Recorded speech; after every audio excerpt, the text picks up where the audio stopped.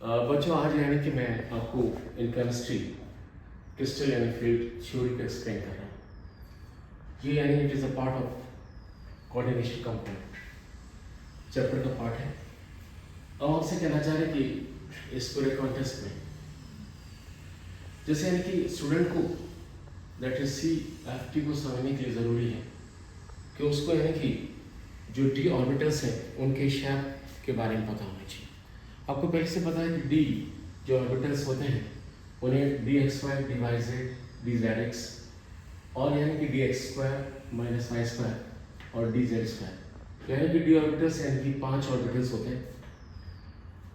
तो यहाँ हम कहना चाह रहे हैं कि अगर यानी कि जो कॉम्प्लेक्स है वो यानी कि ऑक्ट्राहेड्रल है, तो आपको ये ध्यान रखना है कि अगर ऑक्ट्राहेड्रल है तो उसमें यानी कि जो आपका dx² - y² और dz² जो है उनकी जो एनर्जी है वो हाई होगी एज कम्पेयर टू यानी कि dxy dyz dzx। तो यहाँ पे जो ऑक्टाहेड्रल है, अब यहाँ पे ये भी आपको ध्यान रखना है कि अगर आपका कॉम्प्लेक्स ऑक्टाहेड्रल है तो अगर जो 4th इलेक्ट्रॉन है वो अगर Eg ऑर्बिटल्स में जाता है तो यानी कि वो हाई स्पिन कहलाएगा, और 4th इलेक्ट्रॉन अगर P2G में जाता है तो यानी कि लो स्पिन कराएगा। इस बात को यानी कि समझाने के लिए हम आपसे ये कहना चाह रहे हैं, वैसे क्रिस्टल यानी फील्ड थ्योरी में कहा जाता है कि लिगेंड्स हैं उन पे कोई यूनिट चार्ज है, और इसके साथ साथ लिगेंड्स यानी कि जब सेंट्रल एटम या आयंस के साथ जब अटैच होते हैं तो उनके बीच में यानी कि इलेक्ट्रोस्टैटिक फोर्स करता है। तो जैसे माने कि NH3 एक स्ट्रॉन्ग लिगेंड्स है, अगर यानी कि स्ट्रॉन्ग लिगेंड्स अगर यानी कि दैट इज Fe2 जो कि यानी कि सेंट्रल एटम आयंस है, अगर इस पे यानी कि जैसे इस पे अटैक करता है तो कॉम्प्लेक्स बनाने के लिए, तो उस समय यानी कि हम आपसे कहना चाह रहे हैं कि अगर नॉर्मल पोजीशन में जब इसके साथ कोई लिगेंड्स नहीं है तो वो नॉर्मल पोजीशन में होगा, मगर जैसे यानी कि स्ट्रॉन्ग लिगेंड्स उसके साथ अटैच होने की कोशिश करेंगे तो यानी कि वो उसके जो एनर्जी लेवल वो बढ़ जाएगा। तो इससे थोड़ा सा यानी कि एवरेज एनर्जी लेवल स्प्लिट है, और तो यानी यहाँ से इस पोजीशन पे चला गया, बाद में चल के यानी कि इसका स्प्लिट अप हो जाएगा। तो यहाँ हम आपसे कहना चाह रहे हैं कि इस पे दैट इज dx² - y² और dz² इस ये आपका हाई एनर्जी हो जाएगा और ये आपका लो एनर्जी होगा, क्योंकि यानी कि इस समय जो आपका स्ट्रॉन्ग लिगेंड्स है वो इसमें जो अटैक करेगा वो यानी कि अलोंग द एक्सिस करेगा।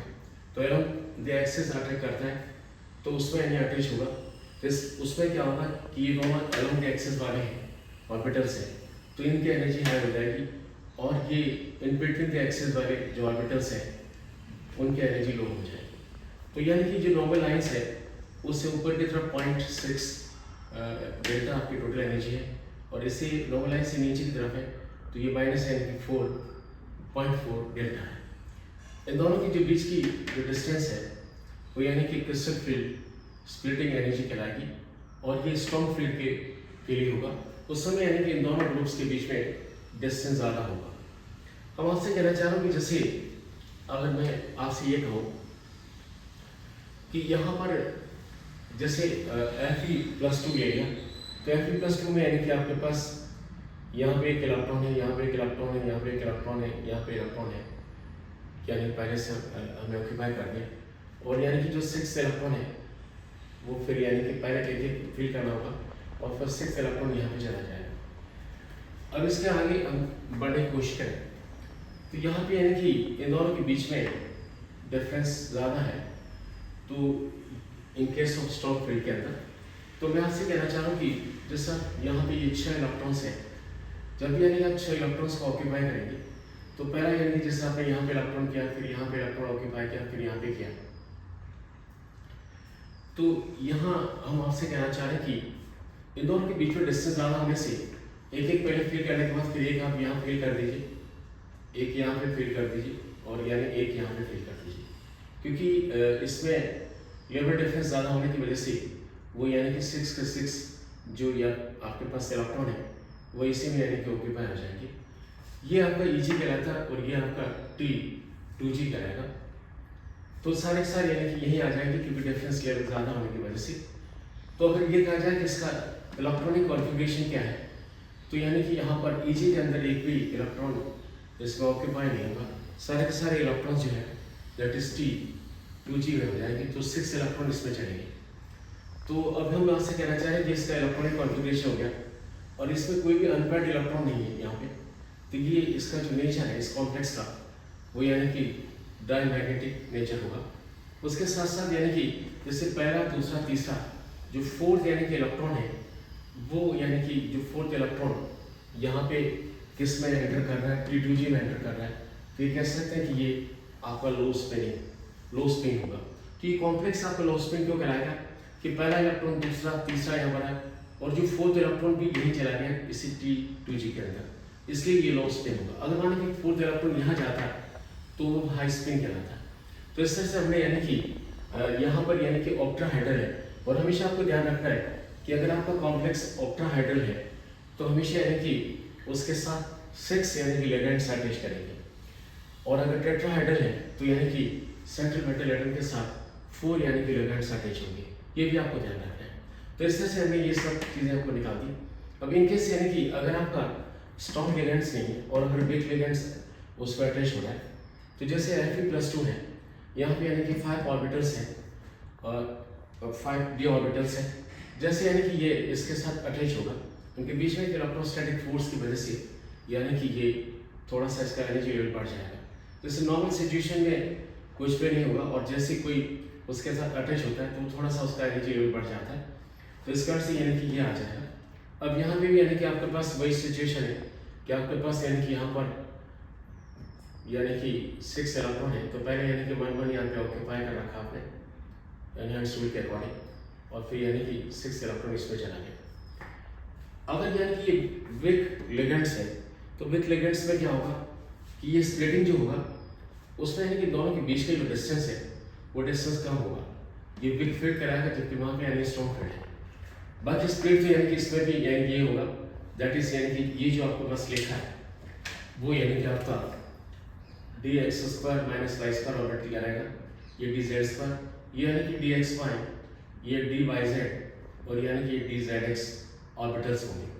अब आपसे कहना चाह रहे हैं कि यहाँ पे ये डिफरेंस इन दोनों में कम होगा इन केस ऑफ यानी कि वीक लिगेंड्स। अब यहाँ पे अगर आप इन्हें ऑक्यूपाई करें तो यहाँ देखना चाहते हैं क्योंकि इन दोनों के बीच में डिफरेंस काफ़ी कम है। तो जैसे एक इलेक्ट्रॉन आपने यहाँ ऑक्यूपाई किया, एक इलेक्ट्रॉन आपने यानी कि यहाँ पर ऑक्यूपाई किया, ये इलेक्ट्रॉन फिल कर रहे हैं, यहाँ फिल कर रहे हैं, यहाँ पे फिल कर रहे हैं, पर इनमें डिफरेंस काफ़ी कम है, इसलिए यानी कि वो यहाँ फिल होगा और फिर यहाँ फिल होगा। बाद में चल के यानी कि अगर आप देखें कि जो आपका नंबर 6 वाला जो इलेक्ट्रॉन है वो यानी कि आपके पास यहाँ जाएगा। तो इस तरह से यानी कि ये इलेक्ट्रॉन कॉन्फ़िगरेशन होगा। तो यानी कह सकते हैं कि ये जो आपका EG है, ये आपका T2G है। तो यहाँ पे यानी कि T2G में यानी कि 4 इलेक्ट्रॉन दिख रहे हैं और EG में यानी कि आपके पास 2 इलेक्ट्रॉन दिख रहे हैं। ये इलेक्ट्रॉनिक कॉन्फ़िगरेशन होगा क्योंकि इनमें लेवल डिफरेंस काफ़ी कम है। अब यानी कि इसमें क्या है, 1 2 3 4 यानी कि जो कि हाफ फील्ड है। तो यानी कि ये कह सकते हैं कि इसका जो नेचर है वो यानी कि पैरामैग्नेटिक नेचर होगा क्योंकि यहाँ पर जो है ये ऑर्बिटल्स यानी कि खाली है, तो इसलिए इसका नेचर पैरामैग्नेटिक है। अगर सारे के सारे ऑक्यूपाइड है तब तो यानी कि डायमैग्नेटिक हो जाएगा क्योंकि इस पर अनपेयर्ड कोई भी नहीं। अब यहाँ पे यानी कि यहाँ पे जब आपके पास फर्स्ट सेकंड थर्ड और फोर्थ इलेक्ट्रॉन जब एंटर किया था तो वो EG में एंटर हुआ, और जब भी यानी कि फोर्थ इलेक्ट्रॉन EG में एंटर होता है तो हमेशा यानी कि हाई स्पिन कॉम्प्लेक्स कराएगा। तो बस सारी समझ में आ गई क्योंकि इसमें अनपेयर्ड है। अगर अनपेयर्ड है तो यू राइट पैरामैग्नेटिक और सारे पैड है तो डायमैग्नेटिक लिखना होगा। और फोर्थ इलेक्ट्रॉन अगर माना कि T2G में अगर एंटर होता है तो यानी कि लो स्पिन होगा और EG में एंटर होता है तो हाई स्पिन होगा। मेरे हिसाब से यानी कि ये बात आपको समझ में आ गई।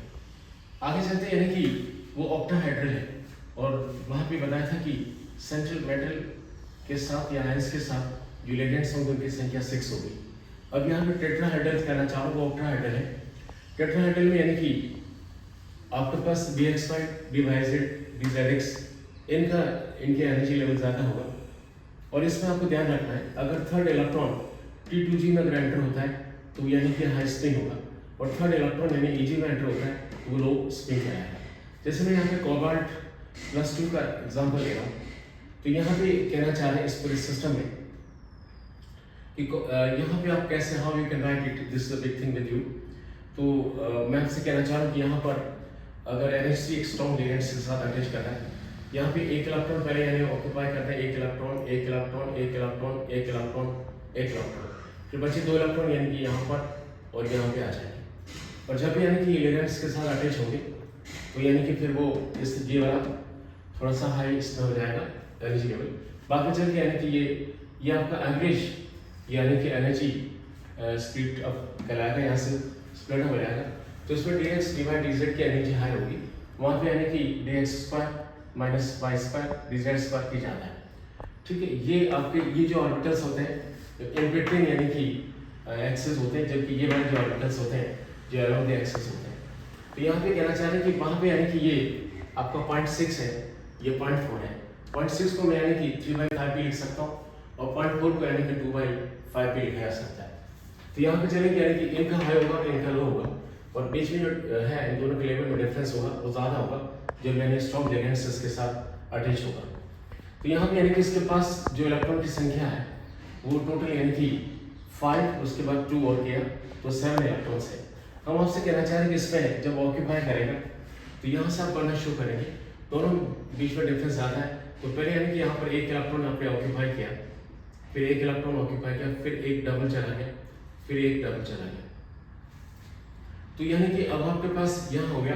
तो पहले जैसे कि आप यहाँ पे एक बार एक एक सब में फिल करेंगे, तो जैसे यानी कि यहाँ आपके पास चला गया चला गया चला गया, अब यहाँ पे एक हो गया, फिर यहाँ पे हो गया।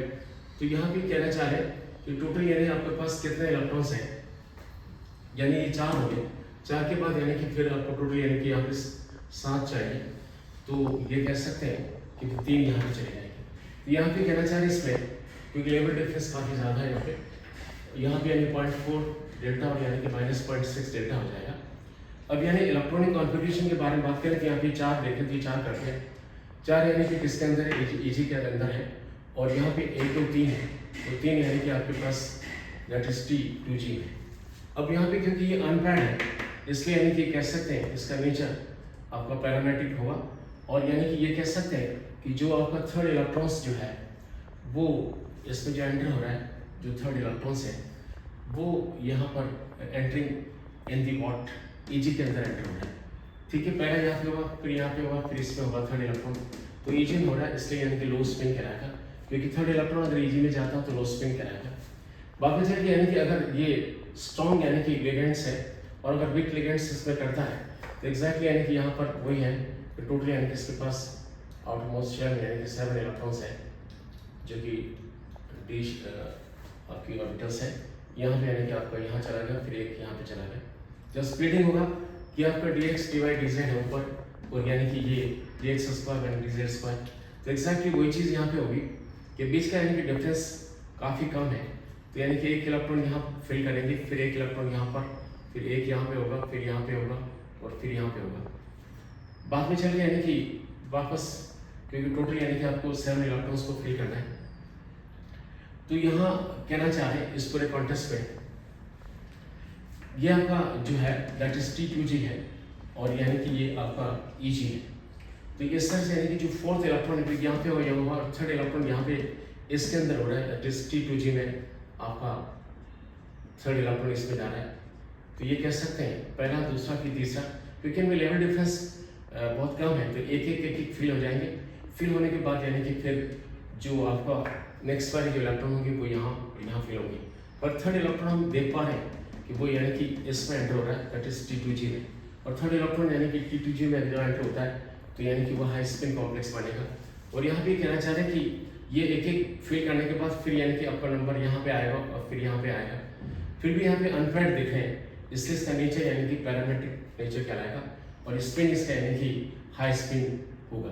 तो यानी कि बस थोड़ा सा ध्यान रखना है कि आपको टोटल यानी कि 7 इलेक्ट्रॉन को बढ़ना है। जब इनमें लेवल डिफरेंस काफ़ी ज़्यादा होता है तो पहले यानी कि इसको फिल करने के बाद फिर आप उसमें जाएंगे, जबकि यहाँ पर लेवल डिफरेंस कम है तो एक एक यहाँ पे फिल होगा और फिर यानी कि वापस बाहर यहाँ पे आएगी। तो ये देखना कि जो थर्ड इलेक्ट्रॉन जो आप फिल कर रहे हैं, अगर वो T2G में करते हैं तो जो कॉम्प्लेक्स होगा वो यानी कि हाई स्पिन होगा, और थर्ड इलेक्ट्रॉन अगर लो उसमें ईजी में अगर कर रहे हैं तो लो स्पिन क्या रहेगा। तो इस तरह से यानी कि इनका इलेक्ट्रॉनिक कॉन्फ़िगरेशन क्या है, नेचर क्या है, और उसके साथ साथ यानी कि जो कॉम्प्लेक्स है उसका यानी कि स्पिन क्या है, ये चीज़ें हमने यानी कि that is crystal field theory से हमने फाइंड कर ली। क्रिस्टल फील्ड थ्योरी में केवल यानी कि आपका स्प्लिटिंग ऑफ यानी कि जो डी ऑर्बिटल्स हैं उनका स्प्लिटिंग है, और इसके साथ साथ जो लिगेंड्स है और सेंट्रल मेटल आयंस एटम है उनके बीच में इलेक्ट्रोस्टैटिक फोर्स लगता है। तो splitting as well as splitting क्यों है, क्योंकि उनके बीच में इलेक्ट्रोस्टैटिक फोर्स की वजह से। तो ये आपको दैट इज CFT के अंदर आपको ध्यान रखना है।